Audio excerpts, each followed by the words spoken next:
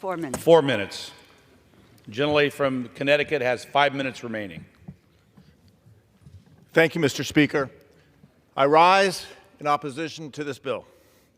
80 years ago, the greatest generation laid their lives on the line fighting for our country and the free world in Europe, Africa, the Middle East, and Pacific. Today, we are facing grave global challenges and threats not seen in decades.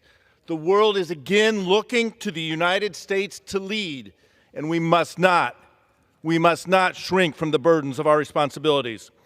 We are here today talking about Israel and our ironclad commitment to its security. Israel is fighting a war for its survival and must defeat Hamas.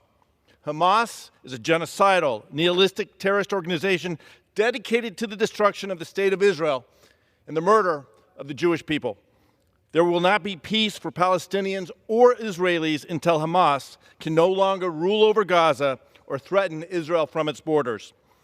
It is also important to understand that Putin's war against Ukraine cannot be separated from Hamas's war against Israel. Success in both wars is imperative for the interests of the United States.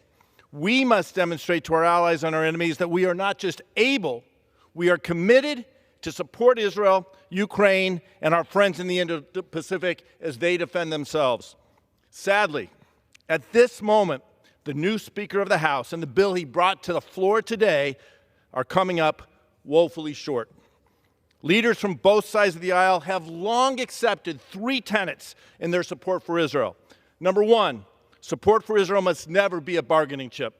Second, support for Israel is and must remain broadly bipartisan. And third, aid for Israel must never be conditioned. This bill violates all 3. Right now, Israel urgently needs our strong support.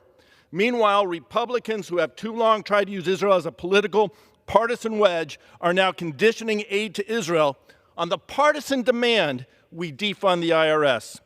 Reflecting the cynicism of this move, their condition for supporting Israel will not even pay for itself, but will dig a fiscal hole $27 billion deeper. It'll be far better and less costly in blood and treasure if we ensure Russia, Iran, and Hamas are defeated in their current wars than if our enemies achieve strategic victories against Ukraine and Israel, and America has to strengthen our defenses in Europe and the Middle East. Speaker Johnson's plan is dangerous, reckless, and irresponsible. It's dangerous because it endangers Israel's security.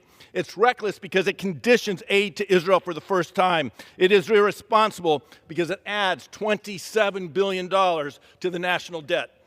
I'm fully committed to ensuring Israel gets the aid it needs as quickly as possible.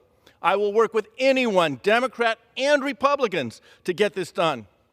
And we all know the Senate will send us a robust bipartisan package. I look forward to leading the charge, making sure that package passes overwhelmingly in this House. But I cannot support the terribly flawed, weak, and dangerous bill Speaker Johnson and the Republicans have on the floor today. I urge all my colleagues to reject the cynical bill before us. I yield back.